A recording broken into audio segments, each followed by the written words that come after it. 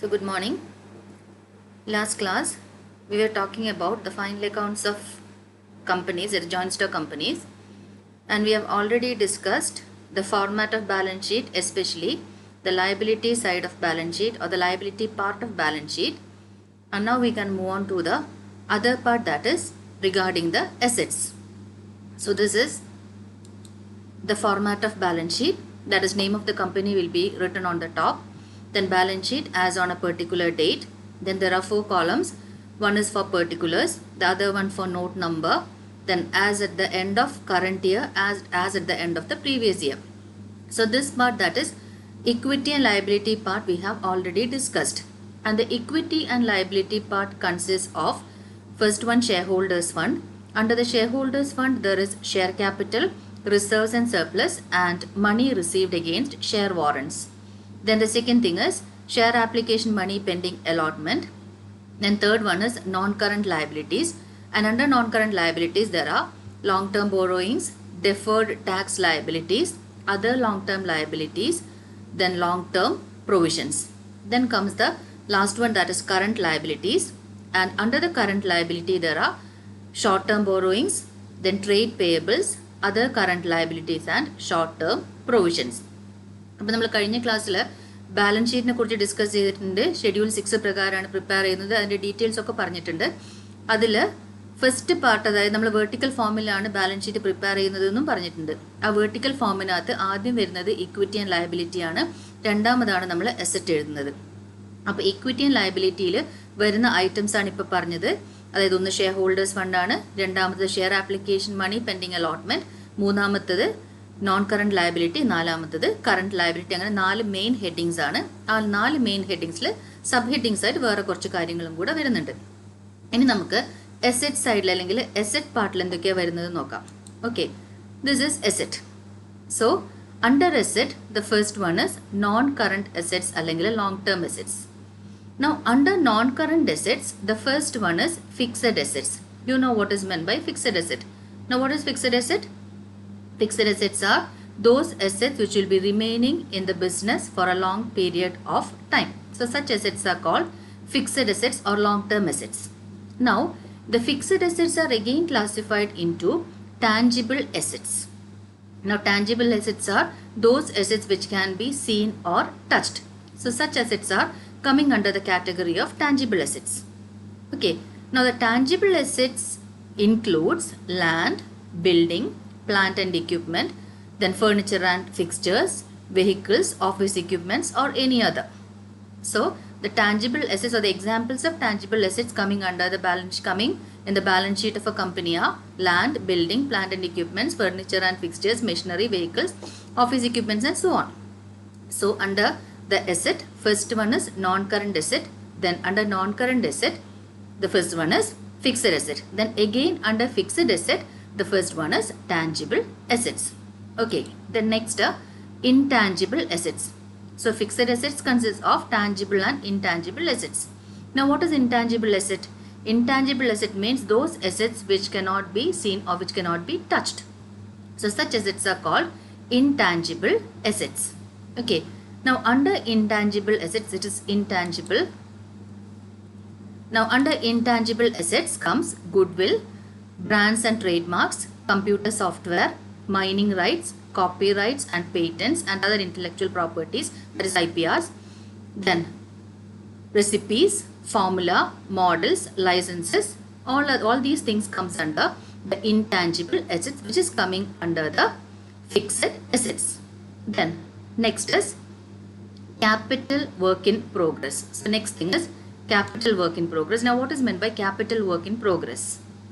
So capital work in progress represents costs incurred on a fixed asset which is under construction at the balance sheet date. The asset which are not completed till the date of the preparation of balance sheet, all costs incurred on that asset up to the balance sheet date are transferred to an account called capital work in progress account. അപ്പോൾ capital work in progress വെച്ച് കഴിഞ്ഞാൽ നമ്മൾ balance sheet prepare ചെയ്യുന്ന ഡേറ്റിൽ incomplete ആയിട്ടുള്ള fixed അസറ്റിനെയാണ് നമ്മൾ capital work in progress എന്ന് പറയുന്നത്. ഒരു ഫിക്സഡ് അസറ്റ് കൺസ്ട്രക്ട് ചെയ്യാൻ തുടങ്ങിയിട്ട്, ഫോർ എക്സാമ്പിൾ ബിൽഡിംഗ് കൺസ്ട്രക്ട് ചെയ്യാൻ തുടങ്ങിയിട്ടുണ്ടാവും, പക്ഷേ ബാലൻസ് ഷീറ്റ് ഡേറ്റിൽ അത് കംപ്ലീറ്റ് ആയിട്ടുണ്ടാവില്ല. അതിനെയാണ് നമ്മൾ ക്യാപിറ്റൽ വർക്ക് ഇൻ പ്രോഗ്രസ് എന്ന് പറയുന്നത്. ദെൻ നാലാമത്തത് intangible assets under development. A non monetary asset being created or formulated. അപ്പം നമ്മൾ ക്രിയേറ്റ് ചെയ്യുന്ന അല്ലെങ്കിൽ ക്രിയേറ്റ് ചെയ്തുകൊണ്ടിരിക്കുന്ന അല്ലെങ്കിൽ ഫോമുലേറ്റ് ചെയ്തുകൊണ്ടിരിക്കുന്ന ഒരു നോൺ മോണിറ്ററി അസറ്റിനെയാണ് ഇൻടാഞ്ചിബിൾ അസറ്റ് അണ്ടർ ഡെവലപ്മെന്റ് എന്ന് പറയുക. അപ്പം അതിങ്ങനെ പറയുന്നതിൽ നല്ലത് I will give you an example, that is, for example, assume that you own a pharmaceutical company and you are developing a drug formula for a disease, and for that purpose you have hired bioscientist, chemist, lab, patent, etc. Okay, so in case where the company believes that the drug formula will soon be approved for human consumption, till that time all the money spent on the cost of creating this drug formula shall be treated as an asset under the name intangible asset under development. Suppose നിങ്ങളൊരു pharmaceutical company own ചെയ്യാമെന്ന് വിചാരിച്ചു. ആ pharmaceutical company ഒരു drug formula, ഏതെങ്കിലും ഒരു ഡിസീസിന് ഒരു drug formula create ചെയ്യാണ്. Then the company believes that ആ ഡ്രഗ് ഫോമുല അധികം താമസിയാതെ നമുക്ക് മാർക്കറ്റ് ചെയ്യാൻ പറ്റും. പക്ഷേ അതുവരെ നമ്മൾ അതിനകത്ത് ഇൻവെസ്റ്റ് ചെയ്യുന്ന മുഴുവൻ എമൗണ്ടുകളും, അതായത് ബയോ കെമിസ്റ്റിന് കൊടുക്കുന്ന സാലറി ആവാം, ദെൻ ലാബ് ചാർജസ് ആവാം, അതിൻ്റെ പേറ്റൻറ്റ് ഹയർ ചെയ്യാൻ വേണ്ടി എടുത്തതാവാം, അങ്ങനെയുള്ള മുഴുവൻ എക്സ്പെൻസുകളും അല്ലെങ്കിൽ മുഴുവൻ കോസ്റ്റുകളും നമ്മൾ അതുവരെ അത് മാർക്കറ്റ് ചെയ്യുന്നത് വരെ it will be coming under the head intangible assets under development. ഇതാണ് നാലാമത്തത്. ദെൻ അടുത്തത് fixed asset held for sale. That is long lived assets for which a company has a concrete plan to dispose of the asset by sale. They are carried on balance sheet at the lower of carrying value or fair value and no depreciation is charged on them. ഇപ്പോൾ fixed asset held for sale എന്ന് വെച്ച് കഴിഞ്ഞാൽ നമ്മൾ കുറേ കാലമായിട്ട് ബിസിനസ്സിലെ കമ്പനിയിൽ use ചെയ്തുകൊണ്ടിരിക്കുന്ന ഒരു അസറ്റ് അത് ഡിസ്പോസ് ചെയ്യാൻ പോവുകയാണ്. അത് എങ്ങനെ ഡിസ്പോസ് ചെയ്യണം എന്നുള്ളതിനെക്കുറിച്ച് ക്ലിയർ ആയിട്ടുള്ള ഐഡിയ കമ്പനിക്കുണ്ട്. അങ്ങനെ ഡിസ്പോസ് ചെയ്യാൻ വെച്ചിരിക്കുന്ന ഒരു ഫിക്സഡ് അസറ്റിനെയാണ് നമ്മൾ fixed asset held for sale എന്ന് പറയുക. അതിനകത്ത് നമ്മൾ ഡിപ്രീസിയേഷൻ യൂഷ്വലി ചാർജ് ചെയ്യില്ല. Then non current investments. രണ്ടാമത്തത് ഫിക്സഡ് അസറ്റ് കഴിഞ്ഞു, അതായത് അസറ്റ്സിൽ ഫിക്സഡ് അസറ്റ് കഴിഞ്ഞിട്ട് non current investments. Non current ഇൻവെസ്റ്റ്മെൻറ്റ്സിൽ വരുന്നത് investment property, then investment in equity instruments, investment in preference shares, investments in government or trust securities, investments in debentures or bonds, investments in mutual funds, investments in partnership firm and other non-current investments. It should be specified. ഇത്രയുമാണ് non current ഇൻവെസ്റ്റ്മെൻറ്റ്സിൻ്റെ ഹെഡിൽ വരുന്നത്. ഇത് മുഴുവനൊന്നും സാധാരണ വരില്ല, ഒന്നോ രണ്ടോ items ഉണ്ടാവുള്ളൂ, but you must know. അപ്പോൾ non current ഇൻവെസ്റ്റ്മെൻറ്റ്സിൽ വരുന്നത് ഇൻവെസ്റ്റ്മെൻറ്റ് പ്രോപ്പർട്ടി വരും, ഇൻവെസ്റ്റ്മെൻറ്റ്സ് ഇൻ ഇക്വിറ്റി വരും, ഇൻവെസ്റ്റ്മെൻറ്റ് ഇൻ പ്രിഫറൻസ് ഷെയർസ് വരും, ദെൻ ഇൻവെസ്റ്റ്മെൻറ്റ്സ് ഇൻ ഗവൺമെൻറ് അല്ലെങ്കിൽ ട്രസ്റ്റ് സെക്യൂരിറ്റീസ്, അതുപോലെ investments in debentures or bonds, investments in mutual funds, investments in partnership firms and other non current investments. Okay, then അടുത്തത് deferred tax asset net. നമ്മൾ liability പഠിക്കുന്ന സമയത്ത് deferred tax liability പറഞ്ഞിട്ടുണ്ട്. എന്തായിരുന്നു deferred tax liability എന്ന് പറയുന്നത്? Time difference കൊണ്ടുണ്ടാവുന്ന tax ലയബിലിറ്റിനെയായിരുന്നു ഡെഫേർഡ് ടാക്സ് ലയബിലിറ്റി എന്ന് പറയുക. അതായത് പേ ചെയ്യാനുള്ളത് പക്ഷേ പേ ചെയ്തിട്ടില്ല ഈ വർഷം, അതിനെയാണ് നമ്മൾ ഡെഫേർഡ് ടാക്സ് ലയബിലിറ്റി. ഡ്യൂ ആണ് പക്ഷേ പേ ചെയ്യാത്ത ടൈം ഡിഫറൻസ് കൊണ്ട് വരുന്ന ടാക്സ് ലയബിലിറ്റി, അതിനെയായിരുന്നു നമ്മുടെ ഡെഫേർഡ് ടാക്സ് ലയബിലിറ്റി എന്ന് പറയുന്നത്. അതിൻ്റെ നേരെ ഓപ്പോസിറ്റ് ആണ് ഇവിടെ ഡെഫേർഡ് ടാക്സ് അസറ്റ്സിൽ വരുന്നത്. അപ്പോൾ ഡെഫേർഡ് ടാക്സ് അസറ്റ്സ് എന്ന് വെച്ച് കഴിഞ്ഞാൽ an item on the balance sheet that result from over payment or advance payment of taxes. A deferred tax asset can arise when there are differences in tax rules and accounting rules or when there is a carry over of tax losses. അപ്പോൾ balance ഷീറ്റിൽ വരുന്ന ഒരു ഐറ്റമാണ് that result from over payment or advance payment of taxes. അപ്പോൾ already നേരത്തെ advance ആയിട്ട് പേ ചെയ്ത tax അല്ലെങ്കിൽ ഓൾറെഡി പേ ചെയ്ത ടാക്സ് കൂടി പോവുക, അങ്ങനെ വരുന്ന അസറ്റിനെയാണ് നമ്മൾ ഡെഫേർഡ് ടാക്സ് അസറ്റ് എന്ന് പറയുന്നത്. Okay, next long-term loans and advances. നാലാമത്തെ D, long-term loans and advances. It is classified as capital advances, security deposits, loans and advances to related parties, then other loans and advances. ഇതാണ് main items. capital advances, security deposits, loans and advances to related parties, other loans and advances. then ഇതിൽ ഏത് വന്നു കഴിഞ്ഞാലും it should be subclassified as secured, that is considered good. Then unsecured, considered good, and also doubtful. ഇതിനെയൊക്കെ നമ്മൾ subclassify ചെയ്യണം, securedും unsecuredും അതേപോലെ doubtfulും ആയിട്ട്. Okay. Then അഞ്ചാമത്തത് other non-current assets. Then other non-current assets are classified as long-term trade receivables, that is including trade receivables on deferred credit terms. So it includes long-term trade receivables, which includes trade receivables on deferred credit terms. Then again, it is also subclassified as secured, unsecured, and doubtful. Then there can be some other items, and if there are some other items, it should be, the nature should be specified. So that is the fifth one, other non-current assets. Then രണ്ടാമത്തത് current assets. First non-current assets ആയിരുന്നു. ആ non-current assetsലാണ് ഇപ്പോൾ പറഞ്ഞ മുഴുവൻ കാര്യങ്ങളും വന്നത്. ഇനി രണ്ടാമത്തത് current assets.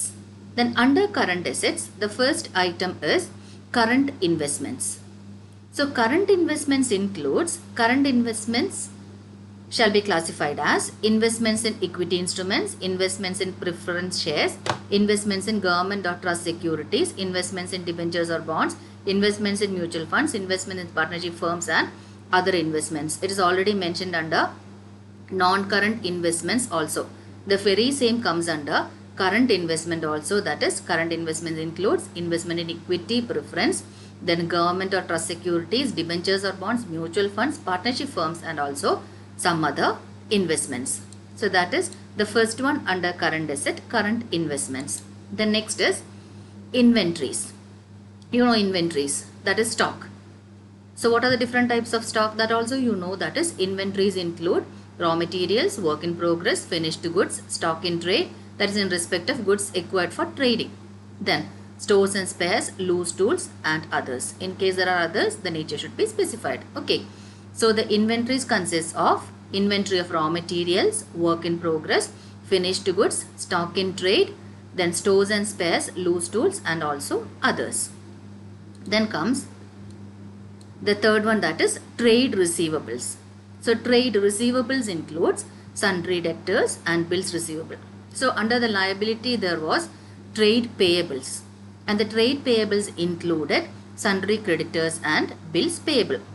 So under trade receivables there are sundry debtors and bills receivable.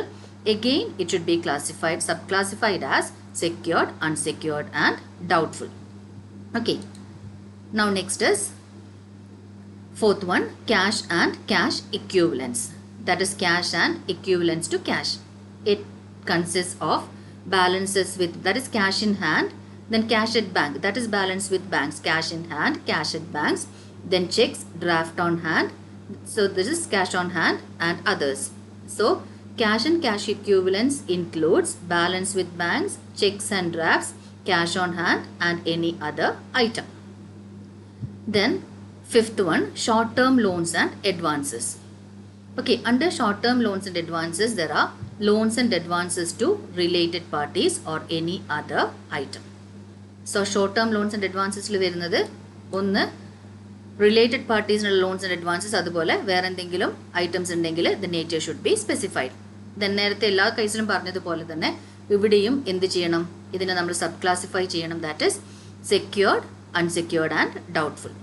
Then അടുത്തത് അതർ കറണ്ട് അസറ്റ്സ്. അതായത് ഇവിടെ ഒന്നും വരാത്ത ഏതെങ്കിലും കറണ്ട് അസറ്റ്സ് ഉണ്ടെങ്കിൽ ആ ഒരു ഐറ്റമാണ് നമ്മൾ അതർ കറണ്ട് അസറ്റ്സിൽ മെൻഷൻ ചെയ്യാം.